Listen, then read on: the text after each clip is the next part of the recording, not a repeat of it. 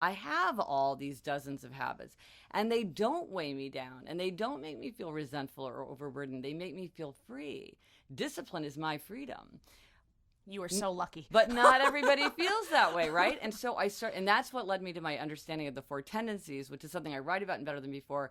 And it's actually the whole subject of my next book, which is this personality framework about how people fall into these categories of upholders, questioners, obligers, and rebels, because they have very, very different perspectives on the world, and they face different challenges with something like doing a happiness project, and they would need to set it up in a different way in order to be able to stick to it.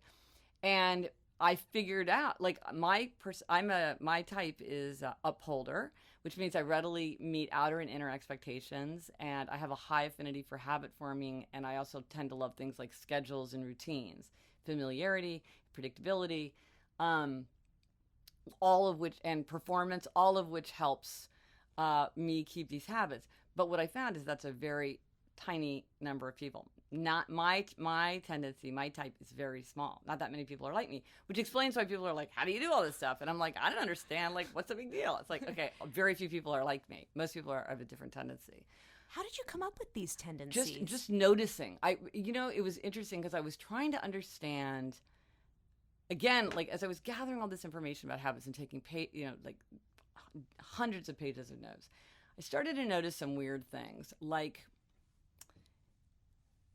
when you talk about people being conscientious, like on the big 5 personality traits, to me, as a highly conscientious person, it didn't look like another person was a 3 and that they were kind of conscientious. It was like sometimes they're super conscientious, and then other times, to my mind, they weren't conscientious at all. And that I was like, I don't understand why they're flipping back and forth. And then I had a couple, again, like epiphany conversations. One, I was at a cocktail party and I was talking to a woman, and I said to her what I said to you: discipline is my freedom. I cannot even tell you how true that is for me. And she said to me, well, that sentence doesn't make sense because freedom means no rules. And I was like, that's not what freedom is for me. And we started talking about it, and I'm like, you see the world in a profoundly different way from the way that I see the world. Like, we are just like, whew. And she was having that feeling too. She was almost like backing off away from me because, like, what I was saying, she was like, oh my God, that sounds like the worst life ever. I'm like, I love to wake up in the morning and plan out my whole day hour by hour and cross things off my to-do list, and nothing's more fun than, she's like, oh my God, that sounds like hell. And then a friend of mine said something where she goes, I know I would be happier if I exercised. And the weird thing is, when I was in high school, I was on the track team and I never missed track practice. So why can't I go running now?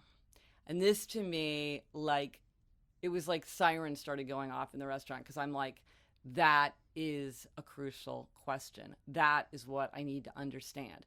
What has changed? Why is it that at one time this behavior was effortless, and now she wants to do it just as much, but she's not able to do it? What is the difference? And then I started noticing these, like, funny things. Like, when I would ask people about New Year's resolutions, if you're talking to people about habits, New Year's resolutions come up a lot. So I would talk to, and there was a certain number of people that always use the same vocabulary. They would say, I would keep a resolution, but if I wanted to keep a resolution, I wouldn't do it on January 1st, because January 1st is an arbitrary date. And they all said that, arbitrary. And I was very struck by that, because I thought, the arbitrariness of January 1st does not bother me, but it's clearly pushing these people's buttons in exactly the same way. And then I started thinking, well, maybe they're all, something about them is the same.